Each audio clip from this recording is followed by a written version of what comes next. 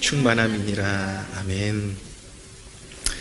네, 오늘 영광스러운 교회 7번째 시간입니다. 오늘 에베소 1장 23절을 본문으로 읽었는데 이런 말씀입니다. 교회는 그의 몸이니 만물 안에서 만물을 충만하게 하시는 이의 충만함이니라 말씀하고 있는데, 이 본문을 통해서 교회에 관한 두 가지 메시지를 발견할 수가 있습니다. 하나는 무엇이냐면, 교회를 충만케 하시는 분은 바로 예수 그리스도이시다라는 메시지이고, 또 하나는 교회가 가진 충만이 세상을 충만케 하는 유일한 길이다라는 메시지입니다.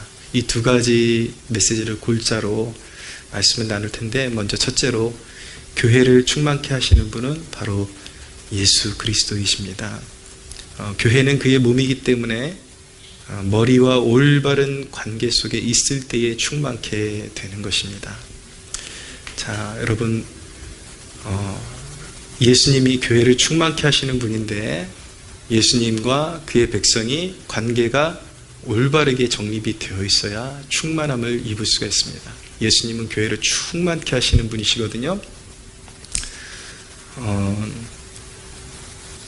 이 시대에 제가 교회에 힘주어서 교회에 관한 메시지를 전하는 이유는 과연 몇 사람이나 귀를 기울일지 모르겠지만 교회론이 심각하게 파괴되고 있기 때문인 것입니다. 너무나도 저마다 마치 사사시대처럼 자기 소견에 오른 대로 교회를 정의하고 지극히 개인주의적인 그런 신앙이 지금 너무나도 확산되고 있기 때문에 이 메시지가 참 중요하죠. 이 시대를 살아가는 스스로가 그리스도인이다라고 말하는 사람들이 개인적인 경건만을 강조한 나머지 교회에 모이는 것, 그리고 교회를 통해서 하나님께서 은혜 베푸시는 그런 어떤 은총의 수단들을 다 이렇게 팽개치고 외면하는 그런 모습들이 너무 만연합니다. 교회에 모여서 예배할 때 충만케 하시고, 교회에 모여서 기도할 때 충만케 하시고, 성만찬을 성도들이 모여서 나눌 때에 그것을 통해서 충만하게 하시고, 말씀을 교회를 통해서 배울 때 충만하게 하시고, 이런 것들을 외면하죠. 시편 51편 19절에 보면은 하나님께서 번제를 기뻐하지 않으신다라는 말씀이 있는데, 그런 사람들의 특징이 무엇이냐면 이런 구절들을 악용을 합니다. 하나님은 번제와 그런 속죄제 같은 거, 동물의 피 같은 거 필요 없다고 하셨다. 그런 제사의식이 중요한 것이 아니라 마음이 중요한 것이다 라고 그렇게 굉장히 그럴듯하게 핑계를 댑니다. 그러면서 교회를 등한시하죠. 멀리하고 하나님의 은총의 수단들을 멀리합니다. 근데 시편 51편 19절에서 하나님께서 번제를 기뻐하시지 아니하신다라는 것은 당시의 배경으로 하면 번제를 안 받으신다라는 게 아니라 마음이 없는 껍데기뿐인 제사를 받지 않으신다라는 그런 의미로 주신 말씀입니다.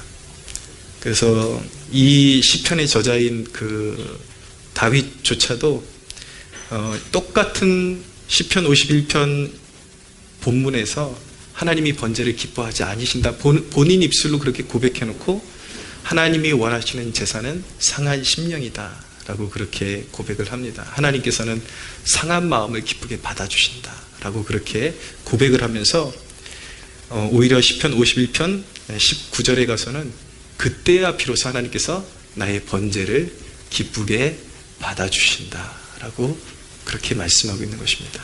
그러니까 번제를 외면하는 것이 아니라 올바른 번제가 되기 위해서는 깊은 마음이 먼저 선행될 때 그 번제가 연락된다라는 것을 고백하고 있는 것이죠.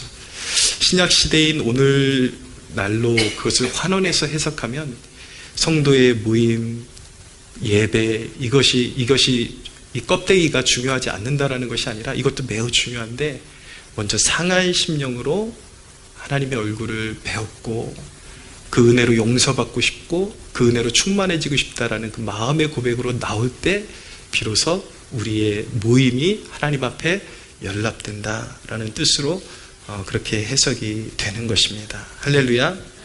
그래서 이렇게 나올 때에 껍데기가 아니라 정말 은혜 받고 싶다라는 마음, 그 상한 심령으로 나올 때에 하나님께서 우리의 예배를 기쁘게 받으시고 그리스도의 충만으로 교회를 채워주시는 것입니다.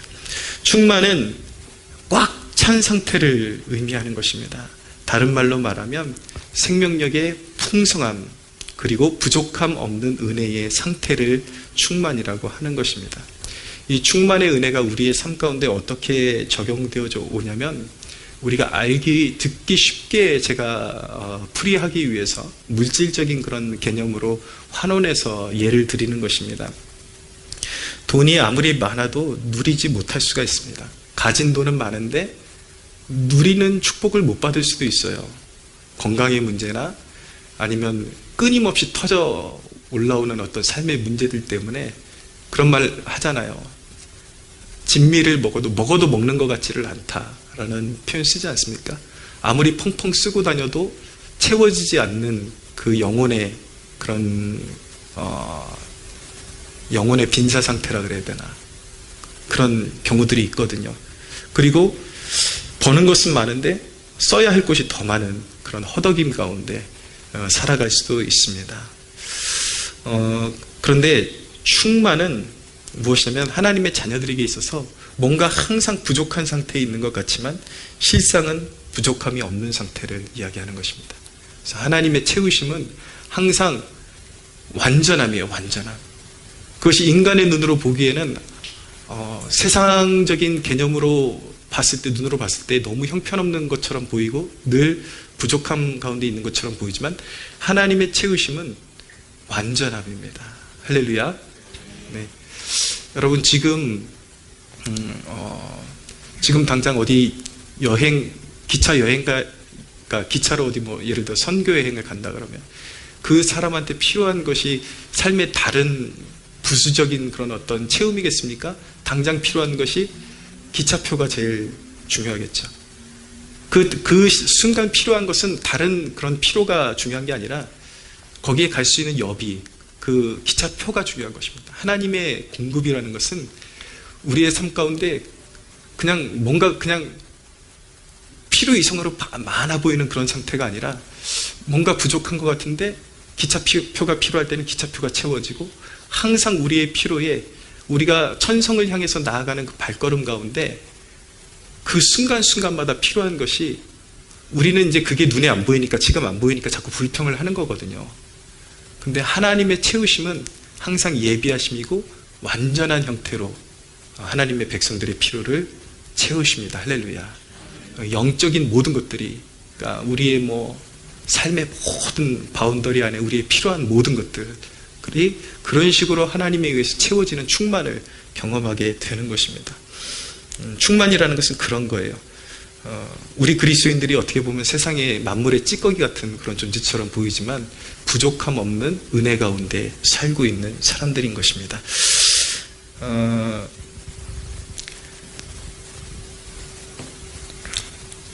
우리가 그 하나님의 충만, 그리스도의 충만이 어디까지 이어지냐면 죽음의 순간까지도 이어진다는 사실을 믿으셔야 합니다.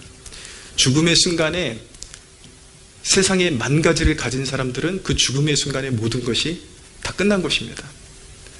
그들은 세상적으로 보면 충만한 것 같지만 되게 빈곤한 사람들이었던 것입니다.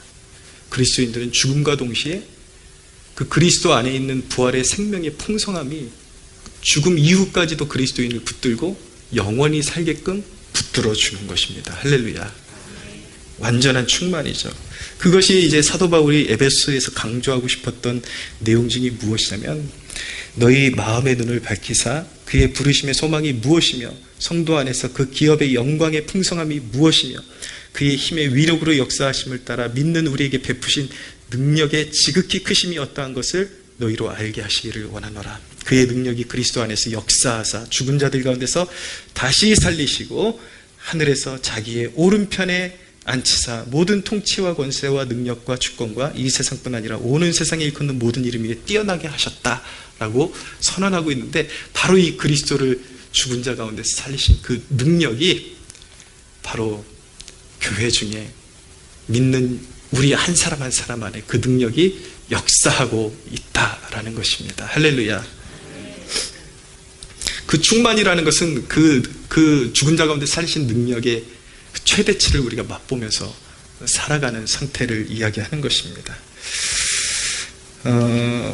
그리스도가 충만의 근원이라는 사실을 믿을 때 우리의 삶 가운데 무엇이든지 우리를 채우시고 충만케 하신다라는 사실을 믿을 때 우리는 예배 때마다 우리의 영혼이 살아나는 것을 경험케 되는 것입니다.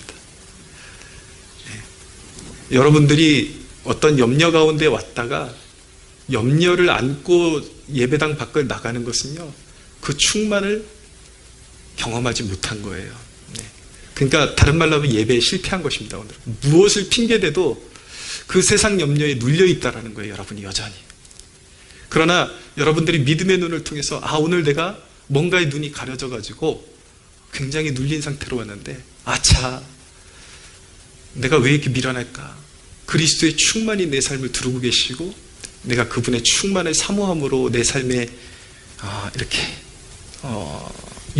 그 올림픽 같은 거 유치한다 그러잖아요. 내 삶에 유치할 때 내 삶이 풍성해진다라는 것을, 그분이 나를 온전케 한다라는 것을 내가 놓치고 있었구나, 이걸 깨닫고 눈을 열 때에 우리 마음속에 그 사실이 믿음으로 쑥 들어올 때에 마귀의 쇠사슬이 얼마나 굵든지 그 굵기에 상관없이 풀어져 버리는 역사가 일어나는 것입니다. 할렐루야. 예, 그래서 교회를 충만케 하시는 분은 그리스도시고 우리가 지금 그리스도 앞에 앉아 있다라는 사실, 그리스도는 우리를 충만케 하기를 원하십니다. 할렐루야. 자, 두 번째로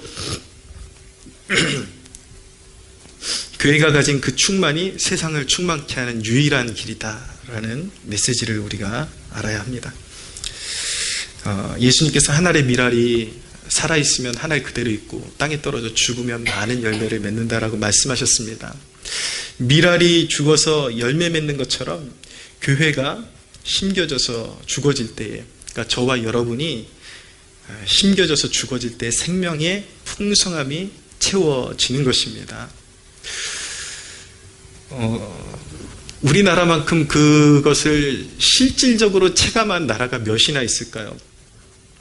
선교사님들이, 가장 잘 배운 엘리트 선교사들이 나 엘리트네 하고 세상 성공을 구하지 않고 나는 죽어지는 그리스도의 종이 되겠습니다 라고 자기를 배우고 잘 배워가지고 그것을 자기의 영광을 위해 사용하지 않고 이 땅으로 건너왔죠. 선교사님들이 건너와서 썩어지는 밀알이 되었습니다.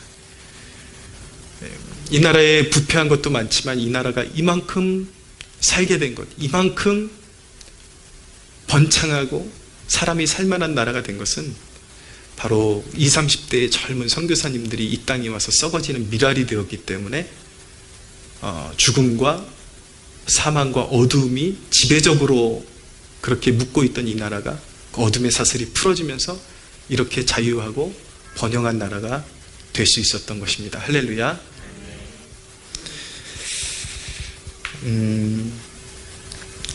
제가 어떤 분의 그런 짤막한 간증을 보면서 되게 마음에 와닿는데, 박은식이라는 의사 선생님이 계세요. 한양대 의대 출신의 의사 선생님이신데, 이분이 아직까지 그리스도인이 된 것 같진 않아요. 그 자기 자신의 이렇게 간증, 아직 간증이라고 표현해야 될지 뭐라고 표현해야 될지 모르겠는데, 하여튼 기독교에 받은 그 감화를 그분이 글로 표현해 놓은 그런 대목이 있습니다. 근데 이분이 왜 기독교에 감동을 하게 됐냐면, 본인은 정말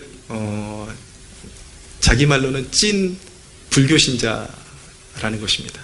불교신자인데 의사들끼리는 그런 제도가 있나 봐요. 펠로우라 그래가지고 예를 들어서 자기가 배우고 싶은 그런 기술이 있는 병원을 몇 개 지정해 놓고, 예를 들어 서울대병원, 삼성병원, 아산병원, 그 다음에 세브란스 병원, 이렇게 몇 군데 원서를 낸대요. 그러면 그 병원에 이제 합격을 하면 그 병원, 가게 되는 병원에 아주 강세의 의료 기술을 이렇게 습득해서 오는 그런 제도가 있는 것 같더라고요. 그걸 펠로우라고 하는 것 같은데, 이분이 이제 서울대학, 뭐 삼성, 뭐 아산, 세브란스 병원 이렇게 펠로우 그 지원을 했었습니다. 근데 이제 세브란스가 돼가지고 세브란스로 가게 된 거예요.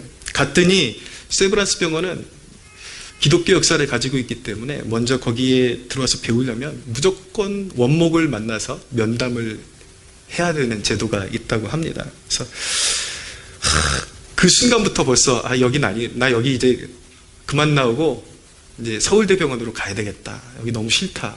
뭐 골수 불교 신자한테 이래도 되는 거냐. 좀 이런 마음을 가지고 그래 뭐 어쨌든 뭐 가긴 가야 되니까 원목을 만난 거였는데, 원목 목사님이 이 세브란스 병원의 그 유구한 역사를 이야기를 해주신 겁니다. 저도 좀 잊고 살았던 부분인데 다시 떠올려 상기시켜준 부분이 뭐냐면, 이 원목 목사님이 이 세브란스 병원이 사실은 한국교회 1호점과 같은 곳이다라는 것을 일깨워줬다라는 것입니다. 처음에 알렌이라는 선교사님이 광해원을 세우고 이제 그것이 재중원이 되었습니다. 근데 그 당시에 1887년에 헤론이라는 선교사 부부가 또 의료 선교사 부부가 와서 알렌과 헤론 선교사 부부가 바로 예배 드린 곳이 바로 재중원이었다. 그래서 사실은 한국에 교회가 하나도 없을 때에 거기서 예배가 처음 시작되었고, 거기가 한국교회의 1호점과 같은 곳이다. 병원도 그렇지만은 교회적으로도 굉장히 거기가 한국교회의 시발점과 같은 곳이다라는 그런 역사를 가지고 있다라는 이야기를 이제 전해주더라는 것입니다. 근데 이 정말 어두운 나라, 질병이 창궐하고 위생관념도 없고 못 살고 이런 나라에 이 그리스도를 믿는 선교사님들이 와가지고 이곳에서 병원을 세우고, 그때는 정말 구멍가게만한 그런 병원이었는데 이 세브란스라는 분이 또 거대의 그런 지원을 해줘서 이 세브란스 병원이 계속해서 성장할 수 있었고, 오늘날의 최첨단의 의료 기술을 가지고 있는 대한민국을 대표하는 세브란스 병원이 될 수 있었다. 이 이야기를 해주면서 이것이야말로 예수님께서 물로 포도주를 만드는 그런 역사가 여기에 있지 않느냐. 정말 아무것도 아닌 미랄이 심겨져 가지고 하나님 나라가 이렇게 번창하는 이 역사가 바로 당신이 보고 있는 세브란스 병원이 바로 그런 역사를 가지고 있는 곳이다. 그러면서 대뜸 기도해줘도 되겠냐고 물어보지도 않고 주기도문을 이렇게 해주더래요. 근데 너무 기분이 나쁜 듯 하면서 이상하게 평강이 오는 듯 하면서 이거 거부를 못하겠다. 왠지 이거 뭐지? 이거 무슨 매력에 내가 지금 빠져들고 있는 거지? 뭐 그러면서 선교사님들의 발자취가 궁금해지기 시작했고, 자기가 이렇게 출퇴근하는데 양화진을 이렇게 지나가는데 양화진을 보면서 당시에 20, 30대의 그리스도를 믿는 젊은이들이 도대체 이 땅이 뭐길래 와가지고 자기의 생명을 저렇게 바치고, 저들 때문에 지금 내가 지금 불교 신자인데도 그게 느껴지더라는 거예요. 지금 내가 이렇게 온갖 혜택을 살면서 살 수 있는 대한민국이라는 나라가 저들이 썩어지는 미랄이 되었기 때문에 이런 나라가 되었구나라는 것을 느끼게 되면서, 그분 표현으로는 아직은 개종은 안 한 것 같아요. 근데 이 세브란스 병원에서 대장 시술하는 것을 이제 전부 배워가지고 자기 이제 병원에 속한 병원에서 이제 그거를 실행을 하나 봐요. 그 대장을 이제 검사하고 할 때마다 자기 마음속에서 자꾸 할렐루야가 터져나왔다. 할렐루야. 네, 그런 역사. 여러분, 골수 불교 신자도 아직은 개종을 안 했지만 그 마음에 할렐루야가 나오게끔 하는 그 역사가 어디서 나오는 것입니까? 교회가 미랄이 될 때에 거기서 영적 감화와 감동이 일어나는 것이죠. 할렐루야. 여러분, 놀라운 사실은요, 우리는 죽기를 두려워할 이유가 없습니다. 왜냐하면 교회된 우리는 죽고 싶어도 죽을 수가 없어요. 이제는 우리는 죽음에 대한 사망 선고가 이루어진 사람이에요. 우리 영혼에 대한 사망 선고가 아니라 우리를 누르고 있던 죽음에 대한 사망 선고가 이루어졌어요. 예수 그리스도의 부활의 능력으로 말미암아. 그렇기 때문에 여러분, 그 충만이, 그리스도의 충만이 우리 안에서 역사하고 있기 때문에 죽어도 죽지 않아요. 손해봐도 손해보지 않아요. 그 영적인 비밀을 알고 계십니까? 여러분, 우리가 죽어도 죽을 수 없는 이유는 이미 풍성한 생명이기 때문에 그렇고, 충만케 하시는 이의 충만이 교회이기 때문인 것입니다. 다시 한번 말씀드릴까요? 이게 느낌적으로 듣지 않으면, 해석을 하려고 그러면 이게 굉장히 헷갈리는 단어예요. 근데 느낌적으로 들어보세요. 우리가 누구냐면, 충만케 하시는 이의 충만이 저와 여러분입니다. 할렐루야.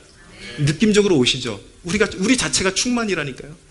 세상을 충만케 하는, 바람이 훅 꺼져가는 그곳에 바람을 확 밀어넣는 듯한 그 충만함이 우리의 존재 자체라고요. 더 쉬운 말로 표현해 볼까요? 아브라함에게 그 말씀하셨잖아요.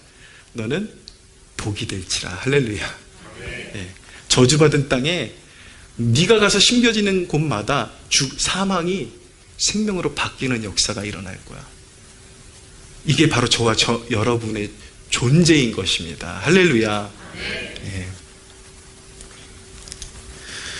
여러분이 교회라면 여러분 집안의 증오가 멈춰지고 사랑이 싹트고 믿음이 싹트게 되는 것입니다.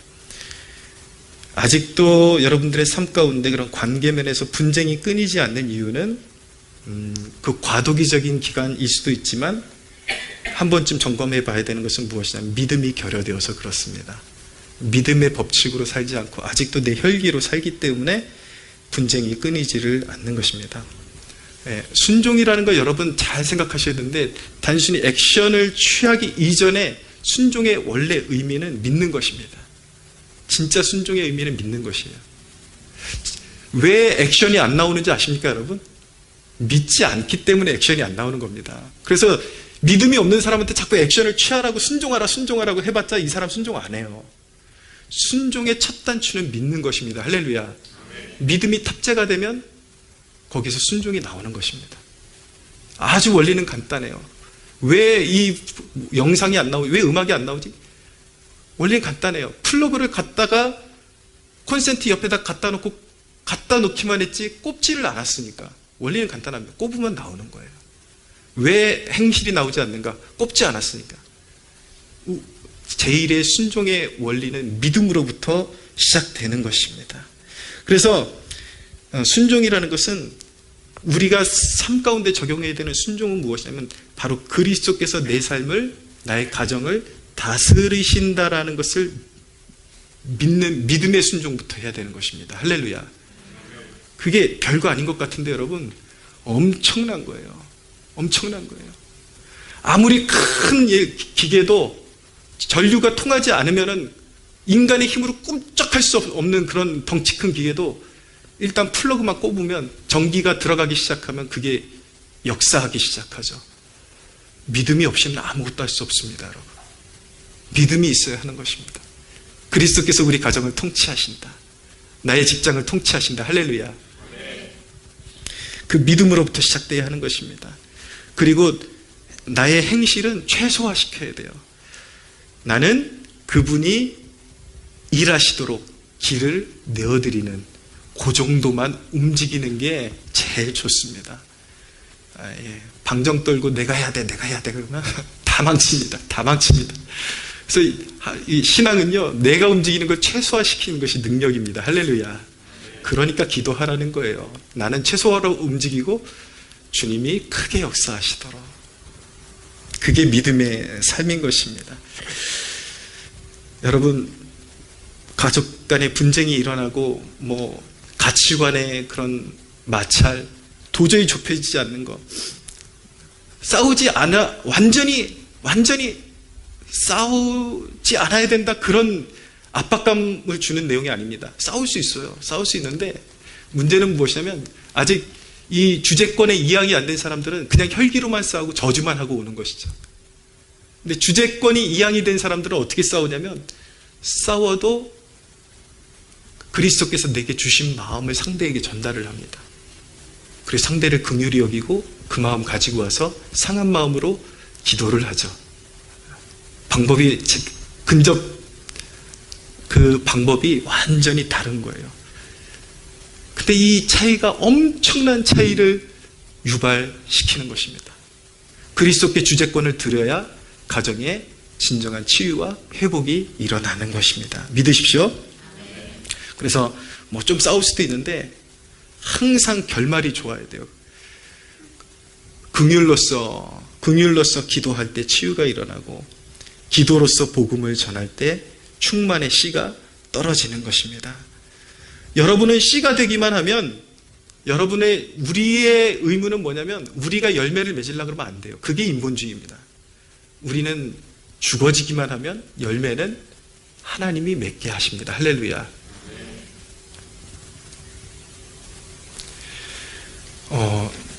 여러분들이 이 기도회를 선택하신 것은 어떤 의미에서 미랄이 된 것입니다.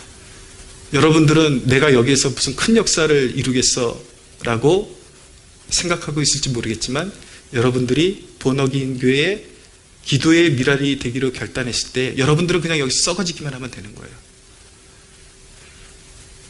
우리 반드시 1,000명의 청년 그 이상이 주께로 돌아오는 역사를 보게 될 줄로 믿으시기를 바랍니다. 네. 할렐루야. 네. 그 믿음을 가지고 심으면 되는 거예요. 내가 썩어지면 하나님이 바꾸십니다. 역사하십니다. 근데 여러분 이게 지금 우리는 아무 능력도 없는데 우리는 그냥 썩어질 뿐인데 하나님이 그렇게 재중원이 세브란스가 되게 하시고 아무것도 없는 교회가 민족과 열방을 살리는 교회가 될 수 있는 것이 바로 그리스도의 충만이 거기에 있기 때문에 그런 역사가 일어날 수 있는 것인데 바로 이러한 연고로 사탄은 교회를 매우 시기합니다. 그래서 우리는 늘 신앙생활하면서 시험에 대비를 해야 합니다. 많은 교회, 여러분들이 생각하는 것보다 많은 교회들이 분란을 안고 살아갑니다. 얼마나 교회들이 많이 분열되어지고 싸움과 다툼이 끊이지 않는지요. 연륜 있는 목사님들의 조언을 우리가 잘 귀에 새겨들을 필요가 있는데 제 청년부 때 그 은사 목사님 노예에 가면은 여러 또 더 연륜 있는 목사님들 이야기 많이 듣잖아요. 근데 이 교회의 이런 시험에 대한 이제 어떻게 대비를 해야 되고 어떤 걸 피해야 되는지 이런 것들도 이렇게 좀 말씀들을 자주 나눠주시는데 일단은 교회에 어떤 분란이 생기면 그것을 옳고 그름으로 해결하려고 그러면요 절대 그 싸움이 끊이지를 않는다라는 것입니다. 희한하게도 다 좋은 사람들이었는데 그 중에 어떤 사람이 굉장히 분란을 일으키고 문제를 일으키는 사람이 있어요. 그러면 그 사람을 뽑아내잖아요. 그 사람을 뽑아내면 신기하게 그 사람의 대타가 일어나는 거예요. 근데 이거는 저도 경험해봤기 때문에 알고 있습니다. 그게 왠지 아십니까? 옳고 그름의 문제가 아니라 영적인 문제이기 때문에 그런 것입니다. 여러분, 믿는 자는 귀신 들림에 붙잡힐 일은 없다라고 분명히 제가 성경을 근거로 해서 말씀드렸습니다. 할렐루야. 그런데 여러분, 그런데 만만치 않은 일이 있습니다. 무엇이냐면 인격적으로 완전히 장악당하는 귀신 들림이 신자에게 일어날 수 없는 것은 사실이지만 저를 포함한 여기 누구도 마귀에게 놀아날 수는 있어요. 놀아날 수 있어요. 이게 지능적으로 활동을 하고 또 감정을 이렇게 자극을 하기 때문에 넋놓고 있으면 사탄에게 놀아날 수가 있습니다. 그러면은 한 사람이 희한하게 한 사람이 그 문제를 일으킨 사람 떠나가는데 그 인간적인 방법으로만 해결하려고 그러면 그 잔이 옮겨져서 전혀 안 그랬던 사람이 또 그 일을 바통을 이어받아서 그 일을 하고 있는, 그래서 수많은 교회들이 그런 고통이 끊이지 않고 계속해서 이어지는 일이 그런 이제 사단이 나는 게 바로 그러한 이유 때문에. 그런데 왜냐하면 교회 안에서 그런 일이 벌어지는 것이 단순히 옳고 그름의 싸움보다도, 물론 옳고 그름도 일면 중요하지만 영적인 싸움이라는 사실을 알아야 합니다. 그래서 교회가 끊임없이 그런 분쟁 가운데 휩싸일 때 교회가 같이 살아날 수 있는 길은 무엇인가? 하나밖에 없다라는 거예요. 무엇이냐면 회개하는 것입니다. 교회가 함께 내가 잘했니 못했니를 떠나서 함께 회개하는 것입니다.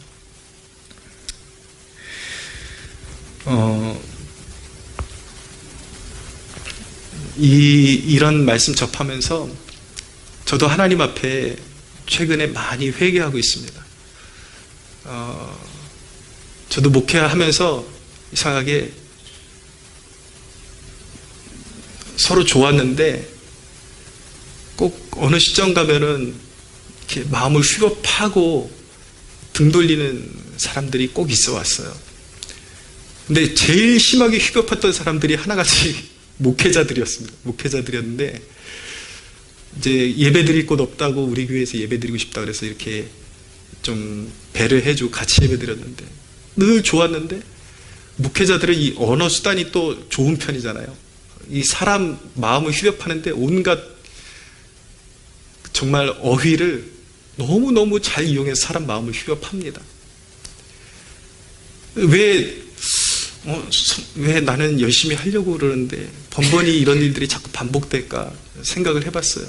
생각을 해봤는데 이게 원망만 해서는 될 일이 아니라 내가 먼저 회개해야 되겠더라고요. 왜냐하면 지나온 과정을 제가 쭉 이렇게 돌아보니까 제 의로움에 분명히 부당함이 있기 때문에 싸운 적들도 있었는데, 그런 태도가 제 안에 고착이 돼갖고 어떤 면에서 저에게 세워진 영적인 리더에 대해서 제가 그 권위에 대해서 온전히 인정하지 못하고 좀 뻣뻣하고 완고하고 그랬던 면이 있었던 것 같아요. 그래서 하나님 앞에 최근에 자주 회개합니다. 하나님, 나의 오만함을 회개합니다. 나의 오만함을 내려놓습니다. 우리 교회가 관장하게 서갈 수 있도록, 시험에 드는 일이 없도록 보살펴 주십시오. 사랑하는 여러분, 오늘 이 자리를 들어서 여러분들에게 또한 도전합니다. 여러분들 가운데 혹여나 교회를 옮기는 과정에서, 여기 이렇게 옮겨오신 분들도 거의 다반이에요. 옮겨오는 과정이나 아니면 과거의 어떤 시점에서 영적인 리더나 그 누군가에게 옳았던 것은 여러분들이 다 잘못했다라는 것이 아니라 혹시라도 그런 것들이 습관이 되어서 좀 빈번하게 권위에 도전했던 그런 습관이 생각이 난다면 오늘 하나님 앞에서 회개함으로 씻어버리는 저와 여러분들 되기를 주님의 이름으로 축원합니다. 무조건 회개 엎드려 삽니다. 엎드려야지. 사랑하는 여러분, 말씀 맺겠습니다. 우리 안에 그리스도의 충만이 있습니다. 할렐루야. 그 믿음이 당신의 지경을 치료할 것입니다. 열매 없던 삶에 열매가 맺히게 될 것입니다. 우리의 충만이 세상의 충만이 될 것입니다. 할렐루야. 우리는 충만으로 부름받았지만 여러 환경의 요소를 그릇되게 관리해가지고 우리의 충만의 상태는 최상의 상태에 있지 못할 수도 있습니다. 많은 불순물이 껴있을 수도 있습니다. 이 시간 우리 함께 주님께 회개의 영으로, 회개의 마음으로 나가서 성령의 충만을 구하고, 우리가 회개했다면 다시는 우리가 즐기던 죄로 다시 돌아가지 않기로 결단하는 귀한 시간이 되기를 주님의 이름으로 축원합니다.